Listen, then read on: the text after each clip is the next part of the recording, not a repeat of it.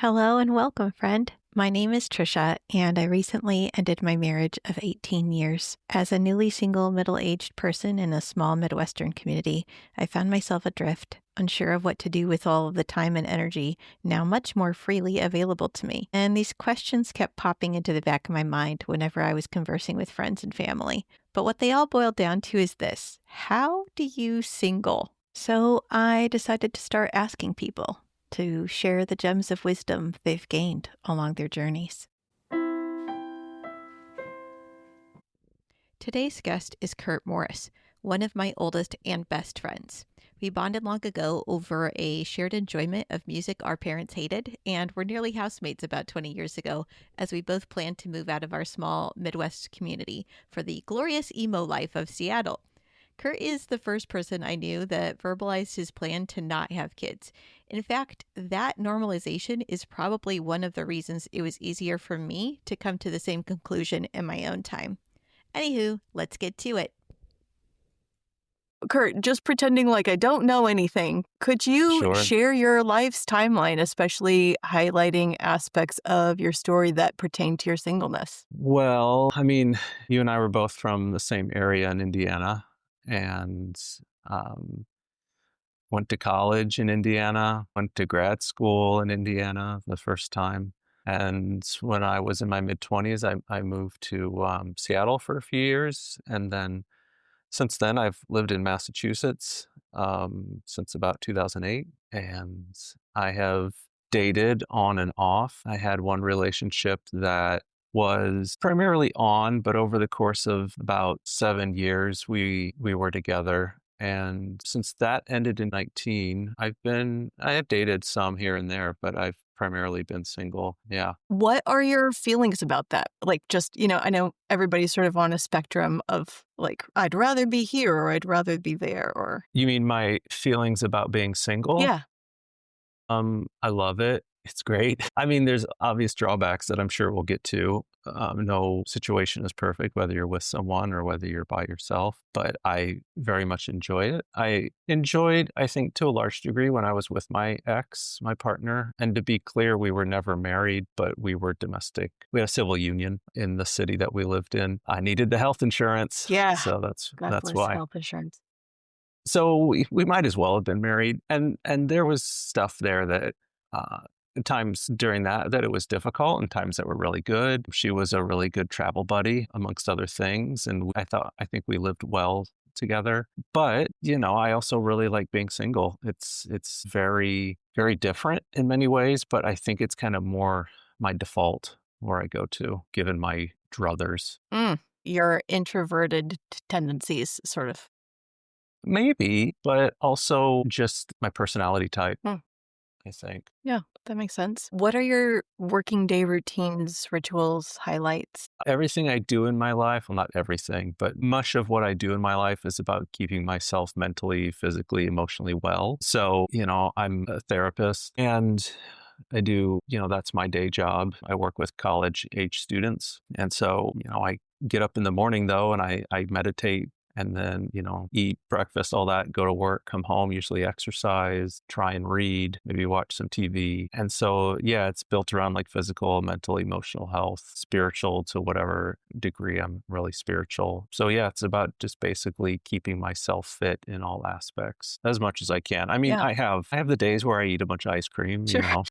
or don't feel like working out because I'm really tired or something. Sure. But for the most part, that's how I default. Yeah, that sounds like a good routine. What are some of your non-work day routines or highlights or rituals? You mean like weekends Yeah. or things like, yeah. So I always try to get out in nature when I can, at least when the weather's not too cold. So I always try to go on a walk or a hike every weekend, at least one of the 2 days.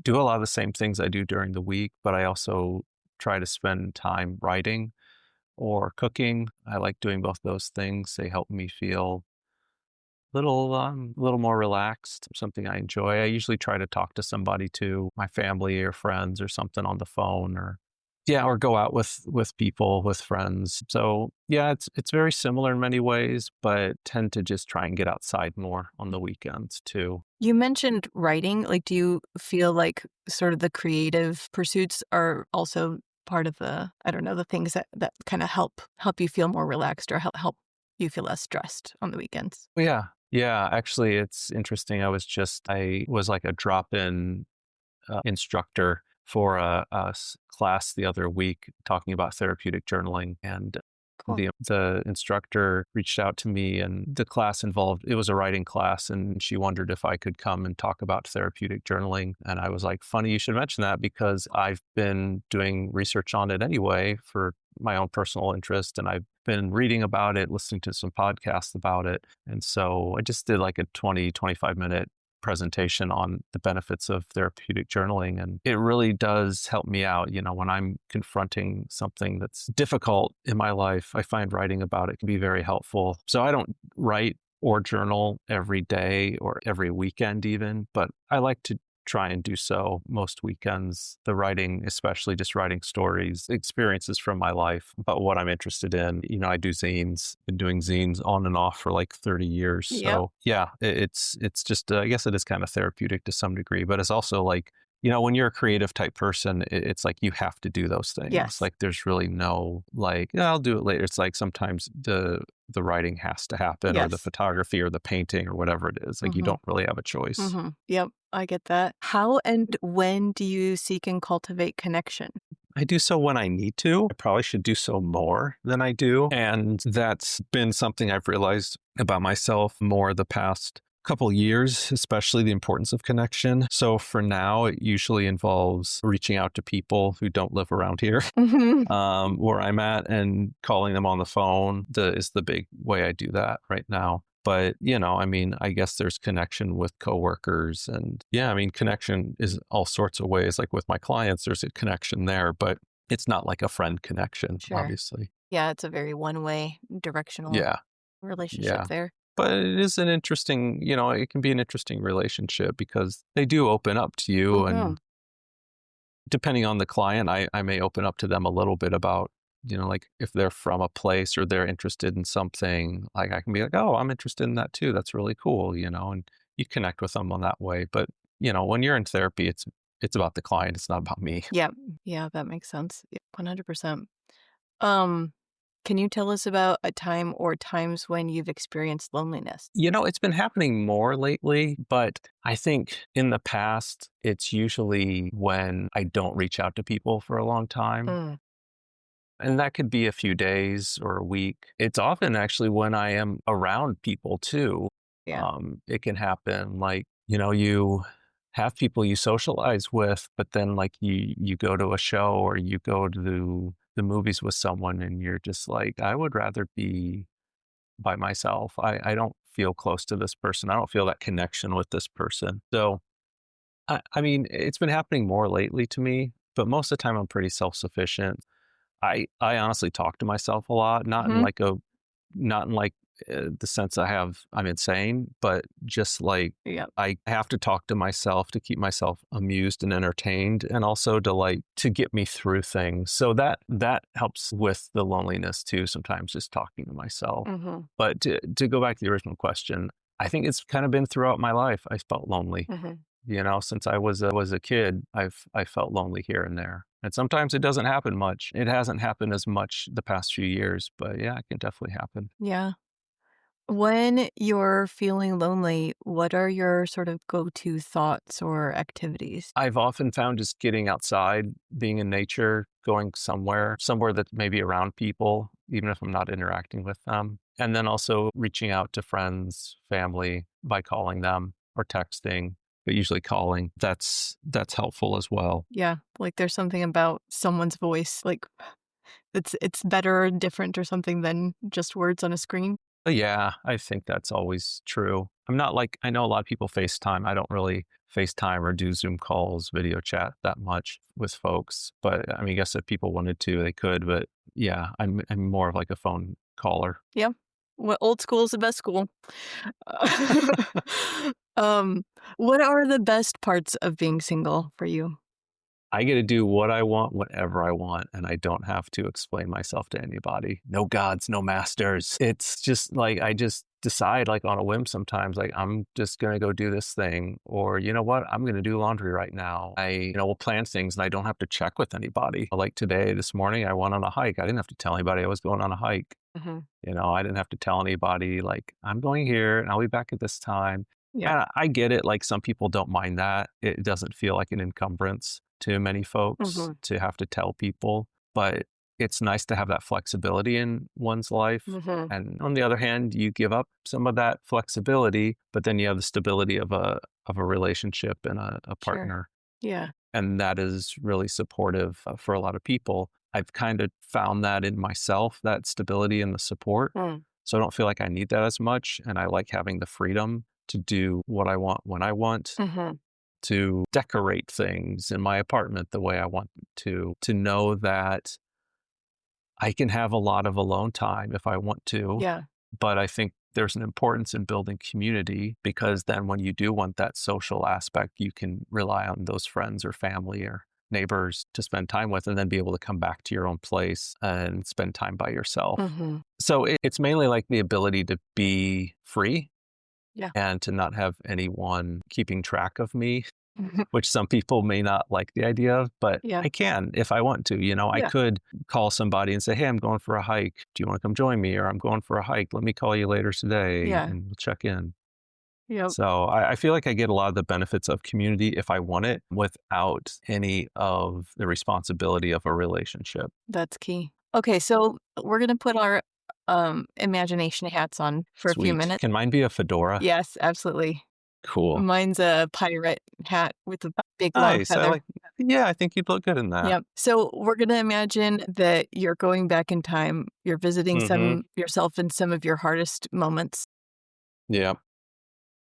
Can you share a little bit of what you were thinking or feeling back then? Boy, it's probably too depressing to talk about. Um, So, okay, let's imagine younger Kurt. You appear before him. What does he say to you? he's probably talking about how miserable and depressed or anxious he is, and how pointless life is, and blah blah blah, like that kind of shit. Yeah. It just wait, can I cuss on here? Yeah. Okay, great. So yeah, it's probably just how unhappy he is Yeah. in whatever language he was using at the time. Sure. So, if you could go back to that time and you're standing there in front of younger Kurt Hmm. and you want to give some support or love or encouragement or whatever it is that you feel like that he needs, what Hmm. do you feel like you would say or Yeah, that's tough. Because when you're depressed, when you are anxious, it's hard to find anything that can just kind of solve that yes, or make it all better. 100%. So I think I would have let him. Well, see, that's the thing. I would probably say like, I'm here for you, but am I? Because I'm going to go back into the future. When the time is done with him with little Kurt in front of me. Yeah. I guess I would probably tell him like, it gets better Mm. over time, Mhm. and also encourage him to plug in to therapy. The sooner the better. Explain how therapy is supposed to work, explain about medications, just a lot of stuff that was, when I was a kid into my teens, like we just didn't know about. And so like try to educate him on what he could do to make his life better, Yeah. and who the people are that he could go to and trust about to talk to. Mhm. You Yeah. mentioned you would tell him the point of therapy or something like that? Yes. What Because too many people get into therapy and don't understand what it is or what it's for or what it's about. And I think I was that way for a long time. And when I started going to therapy finally, and I was just like, the therapist is supposed to do all the work. And it's like, no one told me. It's like, oh no, it's about me. Like I have to do the work. And I did start to do it, but I would have liked to have started it earlier. Uh-huh. I think some people go to therapy and are just like, it's about me telling someone else my problems. And it's like, no, it's about you, yes, telling someone else your problems and then working to fix them and putting in the work outside of, the sessions, in between sessions, to work on the difficulties you bring to therapy in the hopes that you can change that to make it better. No one ever really told me that, and I didn't figure that out for a long time. So not Even only in would I therapy? encourage, oh yeah, even in therapy, they didn't tell me that. Wow. Or if they did, I don't remember it. Right. So, Not in you a way know, you I, understood. yeah, yeah. I mean, up front, people usually should be, I think, that's what I try to do, at least with my clients, is like if they haven't been to therapy or after the first or second session, I'll usually explain, like, listen, here's how I work. You come to me with a goal and, something you want to accomplish. And my end goal is to get you out of here so that you never have to see me again. I mean, you can come back and we can do check-ins and stuff every now and then, but like whatever, like I'm a believer in like, you have a problem, let's solve this problem. And I guess it wasn't something that was ever really explained to me. And maybe that, and not every therapist practices that way. Sure. But to get somebody, I would have gotten younger Kurt into therapy and said, listen, here's how this works. Mhm. So that if you get a therapist that isn't helpful, to say, sorry, I'm going to meet with somebody else. Yeah. Move on until you find somebody that works with you. Yes, Yeah. exactly. Yeah, that sounds like a really good thing to say to younger Kurt. Yeah, I don't know how well he would have listened, Sure. but He was in a I'd tough like place. he was yeah, I mean you knew younger Kurt. I did. So he wasn't very good place, yeah. Yeah. Are there any thoughts, tips, or favorite activities that you'd like to leave with our single listeners as they build and create their own single lives? I would say that it's important to be comfortable with yourself, to be comfortable in your own skin to whatever degree that's possible, and spending time by yourself, creating your own adventures and experiences and finding the joy in them for whatever they're worth. Like I go on weekend trips, like or just day trips to different areas around New England, for example. I don't go with anybody. I go by myself. Maybe I'll take a few pictures and post them on Instagram or something, but I just like doing the things on my own, that experience. I would say hobbies are a good thing to pick up. And if they're hobbies that you can share with other people, that's cool. I would also say building community is very important, however that looks. And I would also say that if you're single, you can still date if that's something you want. I mean, we didn't really get into like dating Mm. and singleness. I mean, we can talk about it a little bit more if you want, but there's a whole aspect of the world, like I'm not opposed to dating, Mhm. but I don't ever really want to be like, I don't think I ever want to be like in a marriage. I don't ever want to be married. Mhm. Or if I do, it would look very unconventional. Mhm. So, yeah, I guess those would be some of the tips I would have. But I mean, if you have follow-ups to that, you can ask me more and I'm happy to give more details about any of those things. Sure. Yeah. I guess I would ask about dating. Like, what do you have tips for people that are single that want to date but don't feel like I don't know, just for some reason it's been difficult, or they're newly single and hello, how do I do this again? Well, the apps are usually a good place to start, although I'm very dubious of a lot of them because of things that have come out in the news about reporting about how like they keep it so that you don't meet people unless you're like paying. Basically like the apps want you to stay on their apps. Yeah. So they want you to keep not being happy in relationships. Yes. So they want you to, they make it difficult to find a good fit sometimes. So, I mean, there is that. You can do that way. A lot of people meet other people through friends, Mhm. through coworkers. So there's all those old school ways that we used to meet people.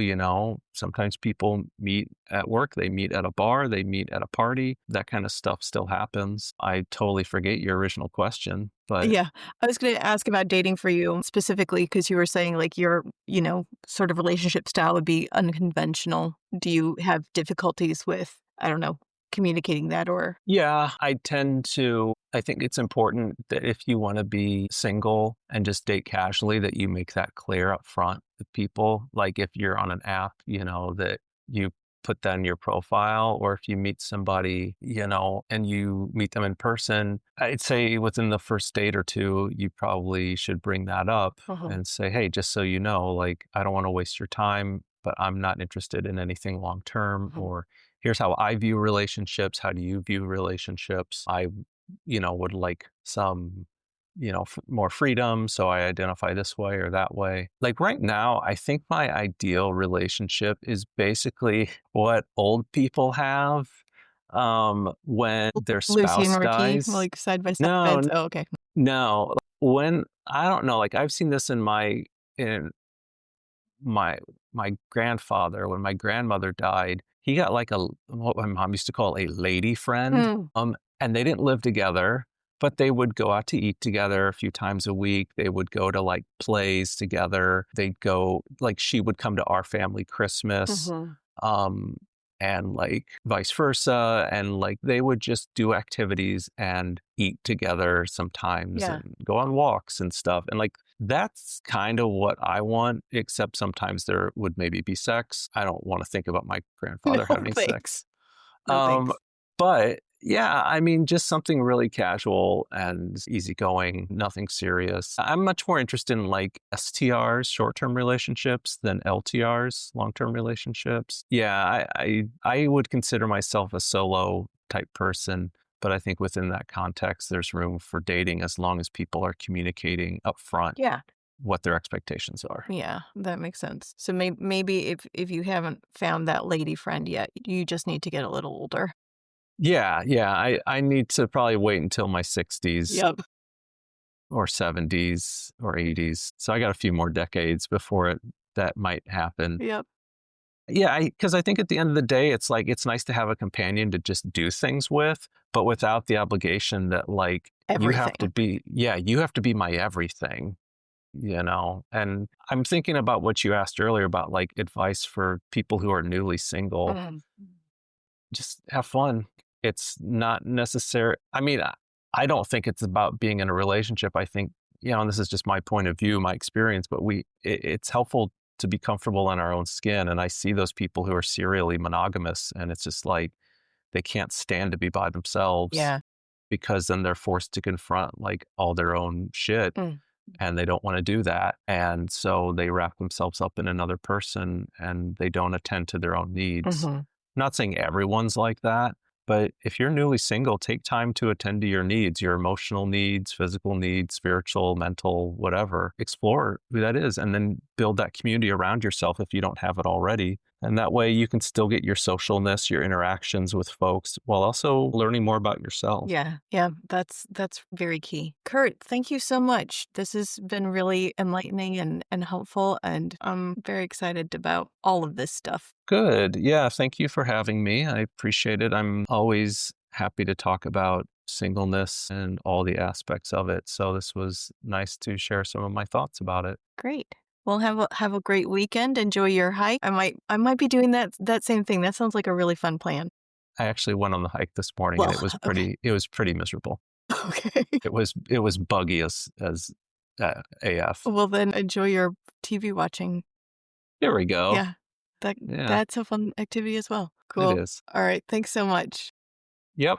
All right. Thank you. Bye-bye. I hope that you were able to glean some gems from our conversation and will join me next time for a new guest. Please like and subscribe to hear more, share with friends far and wide, and feel free to text me with questions or any thoughts you had. I'm grateful for you and look forward to connecting, sending lots of love your way. If you liked what you heard today and are interested in expanding your perspective on living solo, I highly recommend the Solo Podcast by Dr. Peter McGraw. How Do You Single is produced, edited, and designed by me, Tricia Blosser. Special thanks to my guest, Kurt Morris.